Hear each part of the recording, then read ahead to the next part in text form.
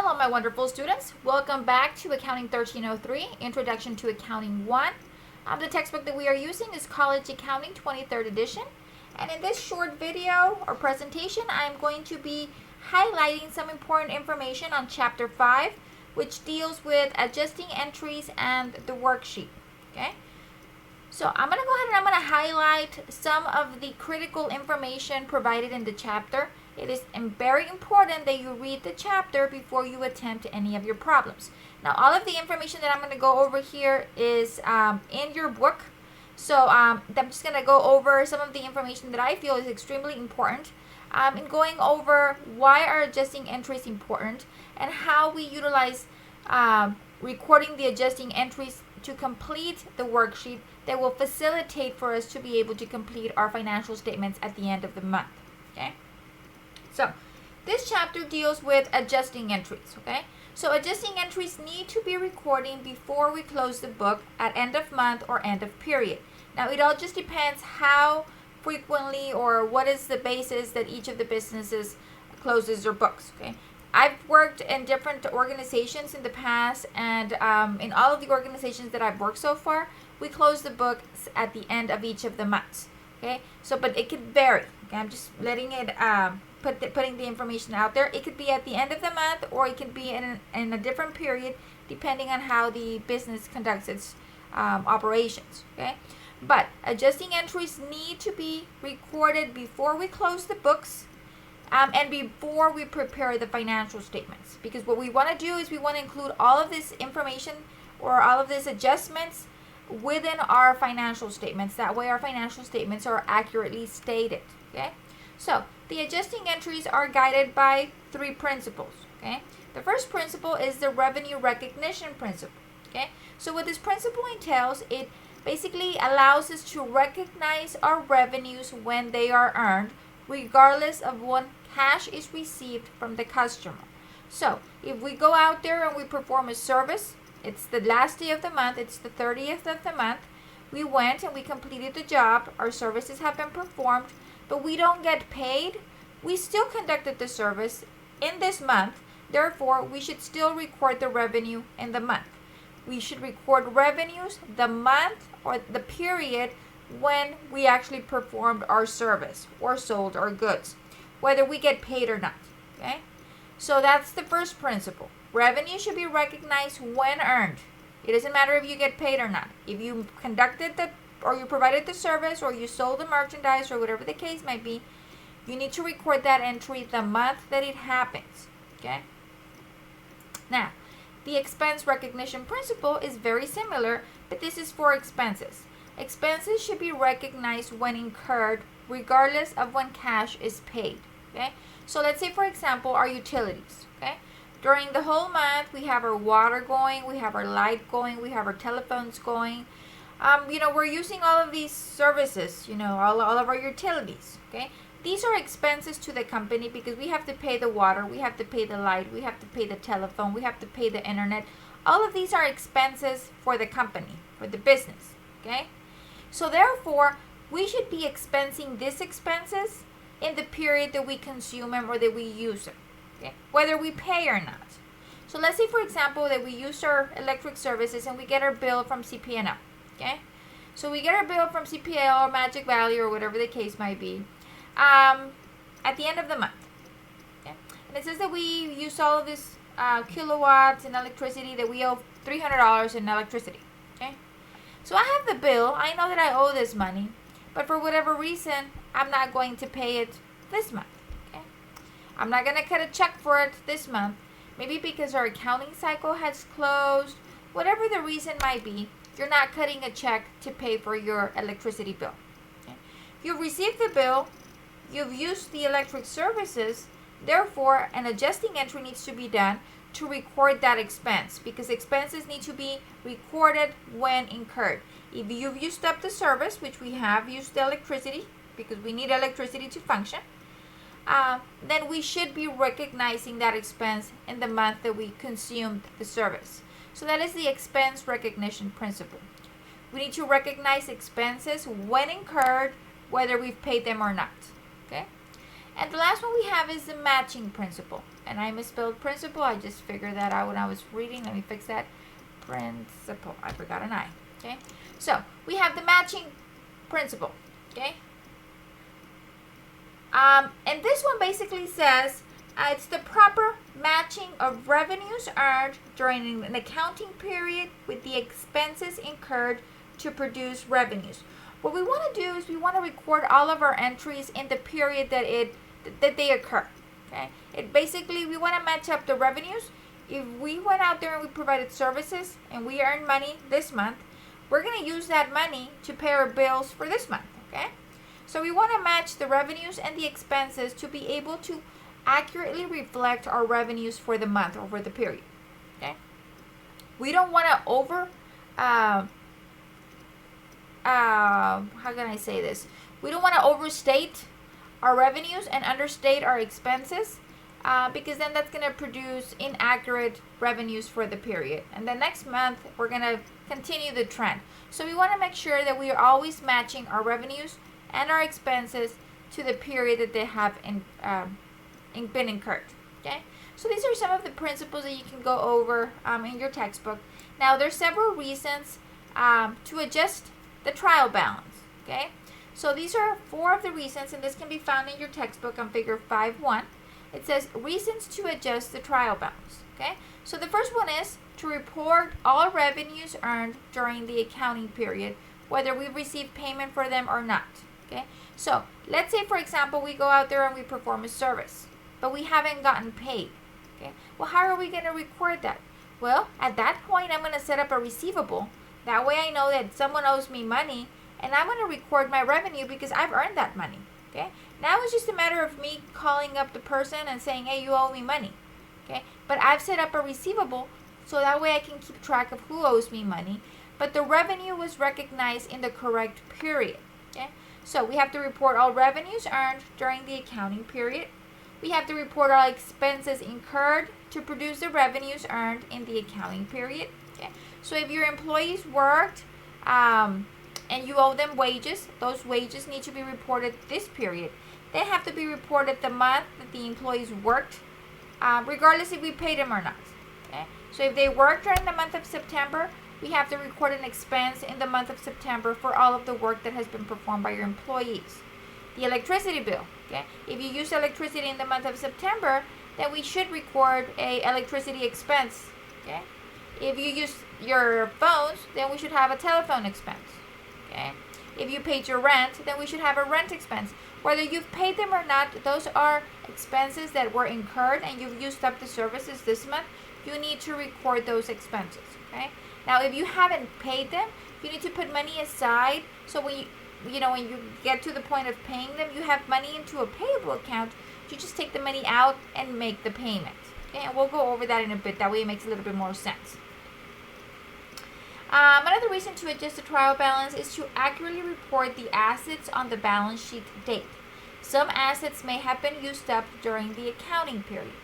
So what about if at the beginning of the month we buy office supplies? We buy $1,000 of office supplies and we put them in a little storage closet. Okay, all over $1,000 worth of office supplies. At the end of the month, I go to my storage closet and I count everything I have. Well, it turns out that I only have $500 worth of office supplies. But what happened to the other $500 worth of office supplies? Well, I used them during the month. Okay, it's part of the operations. I had to use paper and toner and pens and all of this good stuff. Okay, so I need to adjust that supplies because in my books it says that I have $1,000 of supplies, which today that I did my inventory, I do not have $1,000 of supplies. I only have $500 left. So I would have to make an adjustment for those $500 so I can reflect the accurate amount of supplies that I have on hand as of the last day of the month. Okay?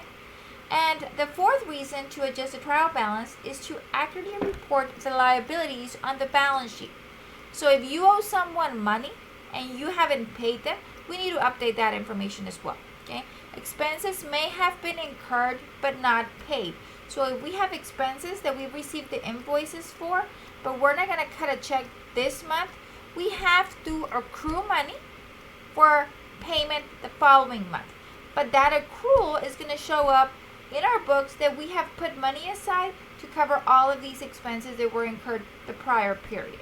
Okay, and we'll go through examples of these. This is just a general overview of the principles that guide the adjusting entries and some of the reasons why we have to conduct or complete our adjusting entries. Okay. Now, after we record all of our adjusting entries, we can complete our worksheet. Now, a worksheet is not an actual financial statement, but it is a very common method that we accountants utilize to be able to record our adjustments, complete our adjusted trial balance, and then flow the information from our closing trial balance over to our financial statements. Okay, so these are the steps that we need when we're preparing our worksheet. Okay, and these steps are in your book. Step number 1, you're going to prepare the trial balance, and we've already covered how to do this. Okay, the first pair of columns, the first 2 columns, is your trial balance. The trial balance, what it basically does, it makes sure that our debits equal our credits. If our debits don't equal our credits, then we've got a problem. We cannot move forward. We need to figure out why they're not in balance. We need to make them balance. The columns should be equal. The debit column should be equal than the credit column. Okay. Step 2, we're going to record our adjustments or post our adjustments into the worksheet. Okay. We're going to have another 2 pair of columns where we're going to enter all of our adjustments. Okay. Step number 3, we're going to prepare the adjusted trial balance. This is going to be our trial balance minus our adjustments, minus or plus, depending on what it is, plus or minus our adjustments, and that's going to give us our adjusted trial balance. Okay. If an account is not affected by any of the adjustments, then all you have to do is copy the information from the trial balance over to the adjusted trial balance. If there is an adjustment for that specific item, then you have to decide whether I need to add or subtract that adjustment to give me my adjusted trial balance. Okay. Once you have your adjusted trial balance columns in your worksheet, then you can extend that information over to your income statement and your balance sheet columns. Okay. This is just going to make it a lot easier when we're preparing our financial statements because we know which accounts go into our balance sheet and which accounts go into our income statement. Okay. Now remember, on our income statement, we have our revenues and our expenses. That's everything that's going to show up in your income statement. On your balance sheet, you're going to have your assets, your liabilities, and your equity accounts. Okay. So income statement is revenues and expenses, balance sheet, assets, liability, and equity accounts. Okay. And then you're going to complete the worksheet. You're going to figure out if you have net income or a net loss for the period. Okay. So, if the total of the credits, which are your revenues, exceed the debits, which are the expenses, then the difference is going to represent a net income, which we've already covered. If the total of the debits is greater than your credits, then the difference represents a loss. Okay. And I'm going to go over how to complete a worksheet. Okay. So, this is an example of a completed worksheet. So if you see here, the first column here we have the accounts, all of the accounts. Then we have 2 columns which are trial balance. These are our trial balance columns. This is our starting point. Debits must equal credits. Then we're going to have on the second set of columns our adjustments. Debits must always equal credits.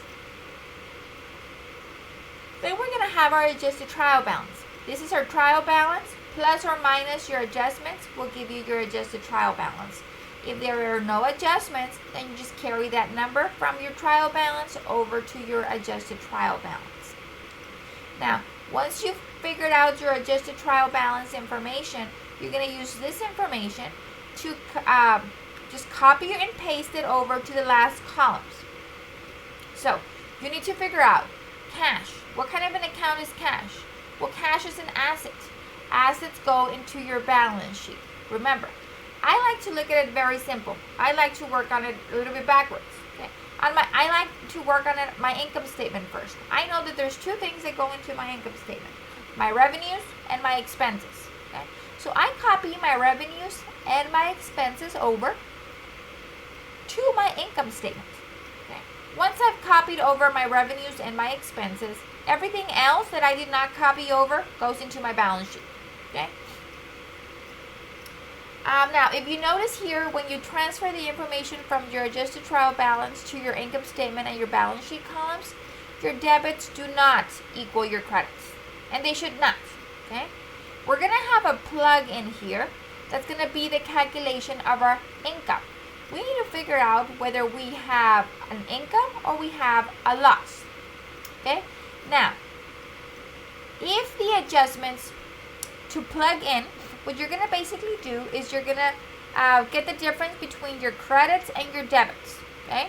For the income statement column, you're going to get the difference between your debits and your credits for your balance sheet column.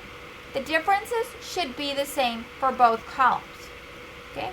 Now, if you plug that difference in the outer part of the columns of your income statement or balance sheets, just like we have here in the outside, then we have income. If we were to put them inside, then we would have a loss. Okay? Once you figure out whether you have an income outside, loss inside, then the two columns for your income statement will balance, and the two columns for the balance sheets will balance. Okay? The income statement and the balance sheet will not balance, but the income statement debit and credit will balance, and the balance sheet debit and credit will balance with that plug that we have there, which is either our net income or our net loss. Okay? And we're going to go through an example in a bit. But this is coming straight from your textbook. There's an example with the different steps that need to be completed. That way you can follow along, kind of analyze it so you can better understand it. Now, the problem that I'm going to be covering here is problem 514A. This is coming from the end of your chapter 5. Okay? So this problem deals with adjustments and the worksheet showing net income. Okay? It says, the trial balance after 1 month of operation for Mason's delivery service as of September 30th is shown below. Data to complete the adjustments are as follows. And then they give us 4 adjustments. Required. Enter the adjustments in the adjustments column of the worksheet and complete the worksheet. Now, the problem gives you the trial balance information. So you have all of your accounts and you have the trial balance information provided. Okay? Debits equal credits. We are good here. Now we're going to use this information to complete the worksheet, and we're going to enter our adjustments. Okay? Now I've created an Excel template here to facilitate the problem solving. Okay? I've entered my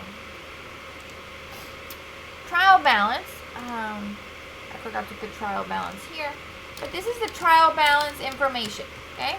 This was given to us in the problem. Okay?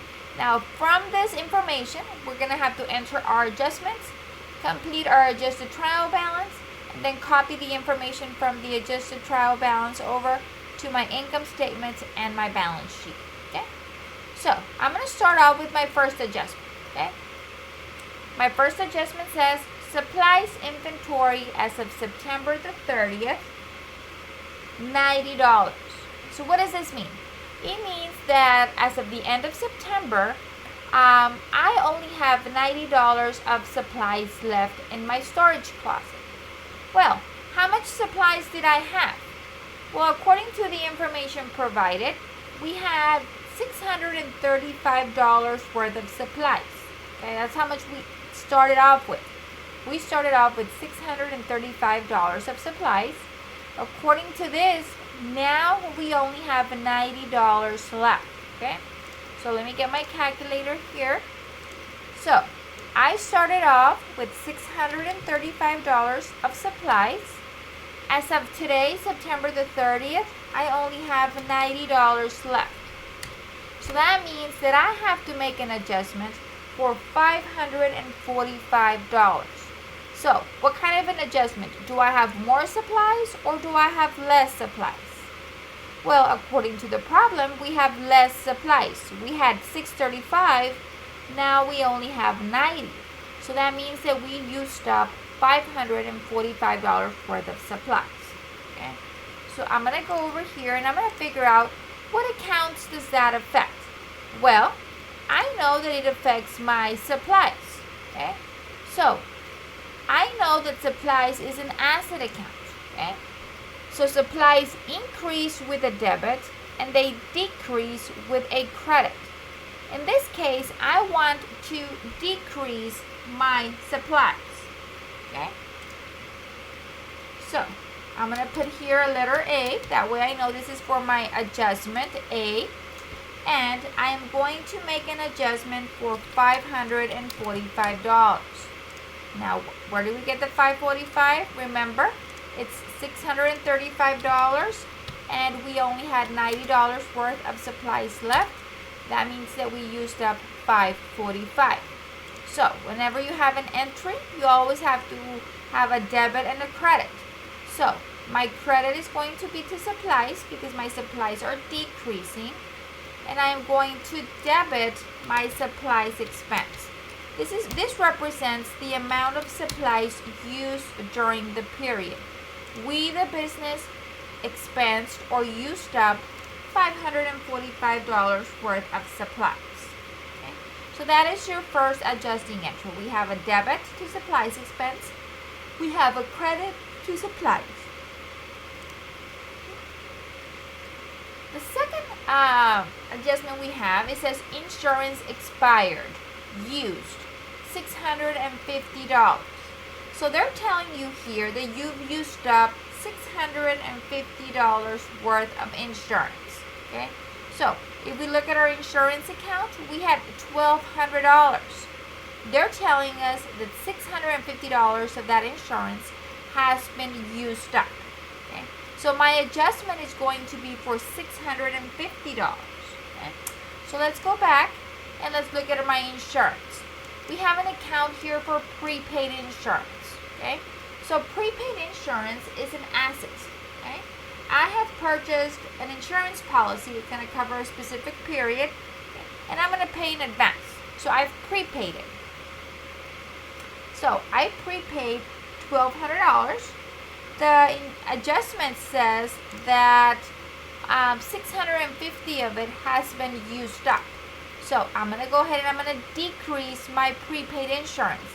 I don't want it to show $1,200. I want to show the correct amount. Okay? So I'm going to make an adjustment here, letter B, okay, for the $650.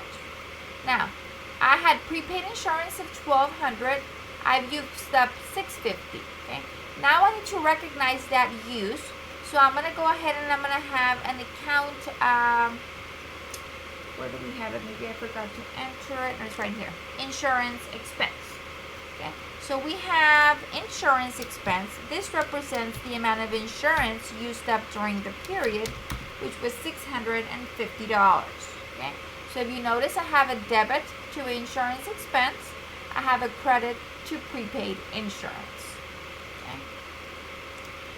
Third adjustment, depreciation on delivery equipment, $600. So now we have to record an entry for the depreciation. Okay. So for my depreciation, I have depreciation expense delivery equipment. Okay. This is adjustment C. Okay. Sorry, let me get that fixed. So I have adjustment C, and it's telling me that my depreciation expense is going to be $600. Oh, sorry about that. $600. Okay. So I'm going to debit depreciation expense for the delivery equipment, $600. Well, what do I have to credit? Well, we have to credit our contra asset, accumulated depreciation. Remember, anytime we have a depreciation, we debit depreciation expense and we credit accumulated depreciation. Okay? And the amount is $600. Okay. The last adjustment we have, it says wages earned by employees but not paid as of September the 30th, $350. Okay, so our employees have worked, but we're not going to cut them a check yet. But they did work during September, and we owe them $350. Okay, So I'm going to go back and I'm going to recognize my wages. Okay, so I'm going to record wages expense during this period. Why? Because during this period my employees worked and they earned $350. But I am not going to pay them in the month of September. I'm going to pay them the first week of October. Okay? But my employees did work in September, so I'm going to record my expense in September. Okay? Now, where am I going to put this $350? I'm going to put them into an account called wages payable. What this means is that I owe them money. Okay? I owe my employees $350. Okay? So I'm going to go ahead and I'm going to debit my wages expense, $350. I'm going to credit my wages payable, $350. Okay? After I'm done here, I'm going to add my debit column and my credit column. And they should equal, which they do. Okay? Remember, anytime you have a debit, you have to have a debit and a credit. Okay? Now this is the tricky part, doing the adjustments. If you do the adjustments incorrect, then everything else in the worksheet that follows will also be incorrect. So make sure that when you are doing your adjustments, you read it out loud and you understand what is it that you're doing. Are they providing you with the ending balance, or are they providing you with the amount of the adjustment that you have to calculate? Okay? So, after you enter all of your adjustments, you are ready to complete the adjusted trial balance. Okay? So how this works is you're going to get your trial balance information, and you're going to add or subtract the adjustments depending if it's increasing or decreasing the balance. And then you're going to enter your balance on the adjusted trial balance. If there were no adjustments, then you just carry the information over. Okay, so let's go one by one. We're going to focus on the yellow column right here that says adjusted trial balance. Okay, so let's look at cash. Did cash have any adjustments? No. I'm just going to copy over my $1,600 debit. Did accounts receivable have any adjustments? No. I'm just going to copy that over. Now, let's look at supplies. Okay, supplies, you had a debit of $635, and then you have an adjustment which is a credit of $545. So are you going to add or are you going to subtract? This is where it's very important that you know the normal balances of your account. You need to know whether a debit or a credit increases or decreases each of your accounts. Now, supplies is an asset. Supplies increases with a debit, supplies decreases with a credit. So in this case, I have a credit adjustment, so it means that I'm going to decrease. Okay? So I'm going to go ahead and get my $635 minus $545, and that's going to give me $90. That is the amount of supplies, if you recall, that was provided to us. It says our supplies inventory is $90. So this reflects the amount of actual supplies we have on hand. Okay. Prepaid insurance is also an asset. A debit increases, a credit decreases. So I have a debit of $1,200, I have a credit of $650. So that means that it's going to decrease. So I'm going to get my $1,200 minus my $650, and I'm left with a balance of prepaid insurance of $550. Okay. Delivery equipment did not have any adjustments, so I'm just going to carry that forward. Accumulated depreciation had 0. Okay, no balance. We recorded an entry of 600 credit. So I'm going to go ahead and I'm going to put my 600 credit here, the first entry that has been posted. Okay. Accounts payable had a credit balance of $1,220. It did not have any adjustments. I'm just going to copy that over. Okay. Wages payable did not have any balance. I just posted a credit of $350, so I'm going to bring that over. Okay. The capital account had a credit balance of $8,000. It did not have any adjustments. I'm just going to copy that over.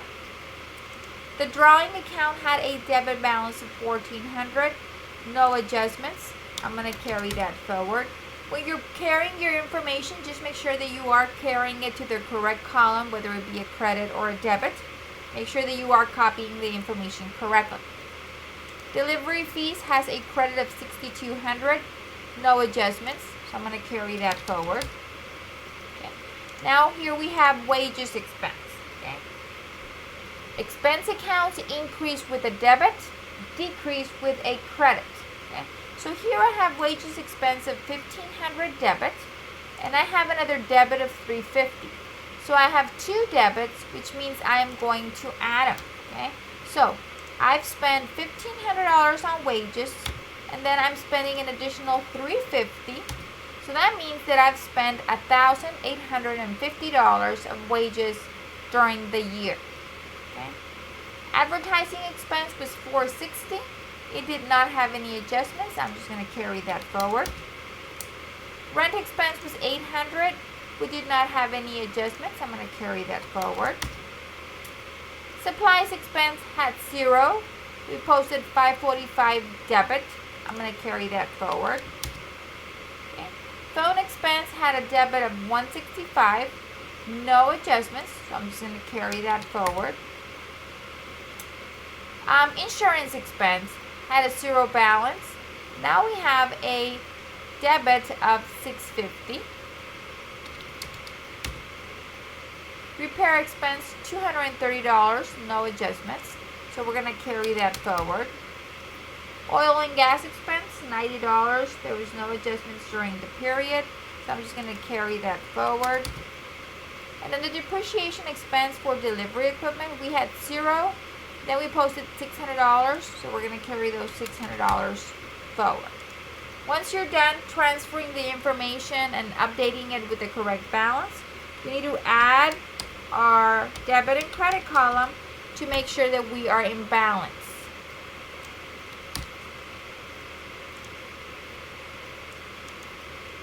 Which we are. Our balance is $16,370. Okay. Now, once you have the adjusted trial balance information completed, you're going to use this information. I'm going to highlight this in yellow. You're going to use this information to transfer the information over to your income statement or your balance sheet. Okay. Now, remember, what did I say? On my income statement, I have my revenues and my expenses. So I'm going to go and I'm going to look for my revenue, which I have a delivery fee of $6,200. And I'm going to look at all of my expenses. Okay? And I'm going to copy that over to my income statement column. Okay? So I copied over my revenue and all of my expenses. Okay? Those go in your income statement. Now everything else that you did not copy goes into your balance sheet. Okay? So all I did, I copied and pasted the information from the adjusted trial balance over to the income statement or the balance sheet columns. On the income statement, we have revenues minus expenses. On our balance sheet columns, we have our assets, our liabilities, and our capital accounts. Okay? Now I'm going to get the sum of all of those amounts. Okay? Let me just, I don't want the formatting, so I'm just going to do the first one.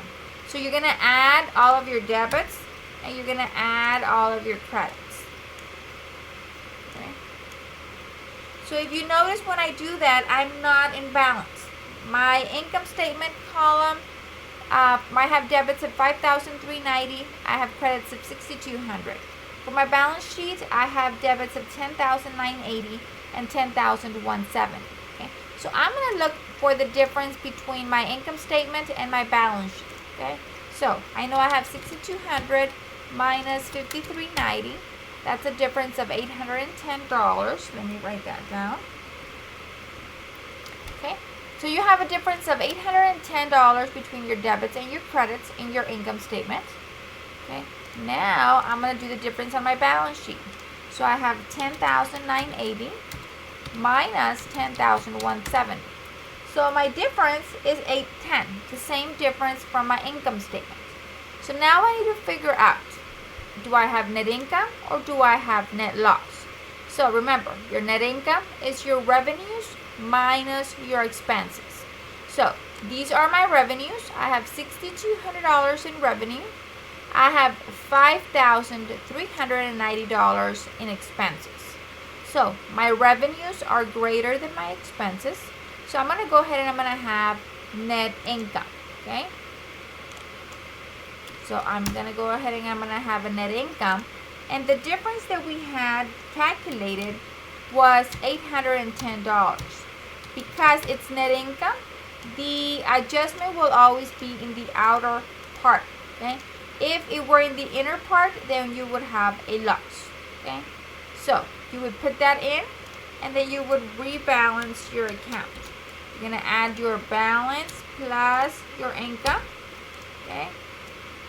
And then your income statement columns should equal, which they do. And your balance sheet columns should equal as well, which they do. Okay. And you have net income of $810. Okay. So that is how you complete a worksheet. You start off with your trial balance, you post your adjustments, and then on your adjusted trial balance is your trial balance plus or minus your adjustments to get your adjusted trial balance. Once you have your adjusted trial balance information, you just transfer it over to the income statement or the balance sheet columns. Okay. At the end you put it, and then you figure out how much net income or net loss do we have. Plug that number, whether it be a loss inside, whether it be income outside, and then you rerun your numbers. Debits must equal credits all the time. Okay. So this is an example of completing a worksheet, and there's a lot of great examples and a lot of great information in chapter 5. Please, if you have any questions on your assignments, do not hesitate to contact me. Reach out to me with your specific questions, and I will be more than glad to respond timely. That we can understand what you're doing. Okay? So that is it for chapter 5. Make sure that we go back, we read, we review the diagrams, we review the problems. And if you have questions, like I said previously, just contact me via the different modes of communication. If you do, if you get stuck, if your debits do not equal your credits, please make sure that you go back and review your work. Do not move forward unless your debit column equals your credit column. Okay? So that is it for today. I hope you have a great rest of your week, and see you next week.